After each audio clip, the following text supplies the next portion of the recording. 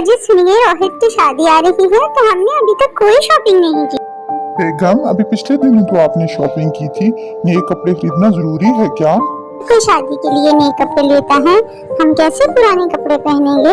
लोग क्या सोचेंगे? और आखिरकार आपके भाई की शादी है। पापा मम्मी सही कह रही है, मैं भी नए कपड़े लूंगी।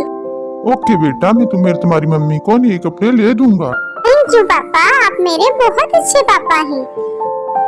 बेगम, आपको याद है मैं पिछले दिनों एक नया सूट लाया था, उसे मैंने अलमारी में रखा है, वो लेकर आना जरा। मैंने उसे रोहित को गिफ्ट करना है। मुझे यकीन है रोहित को वो सूट बहुत पसंद आएगा। अच्छा जी, मैं अभी लेकर आई और आपको दिखाती हूँ। ये लीजिए। बेगम देखो, ये कितना चमकदार है और इसका रंग भी कितना अच्छा है। रोहित को ये सूट बहुत पसंद आएगा। हाँ पापा, चाचू को ये सूट बहुत पसंद आएगा और चाचू बहुत खुश होंगे। मैं और मम्मी भी बारात के लिए बहुत प्यारा सूट लेंगे, जिसे पहनकर हम दोनों। ओके बेटा, मैं आप दोनों को आपके मनपसंद सूट दिलवाऊंगा। पापा, आपने भी पुराना सूट नहीं पहनना, अपने लिए एक अच्छा सूट लेना। ओके बेटा, जैसे आपकी मर्जी। मैं चाहती हूँ मेरे मम्मी पापा शादी में सबसे प्यारे लगे।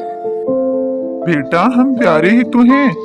मैं चाहती हूँ आप प्यारे प्यारे कपड़े पहने और आप दोनों सबसे अच्छे लगे, क्योंकि मेरे मम्मी पापा सबसे ज्यादा प्यारे हैं।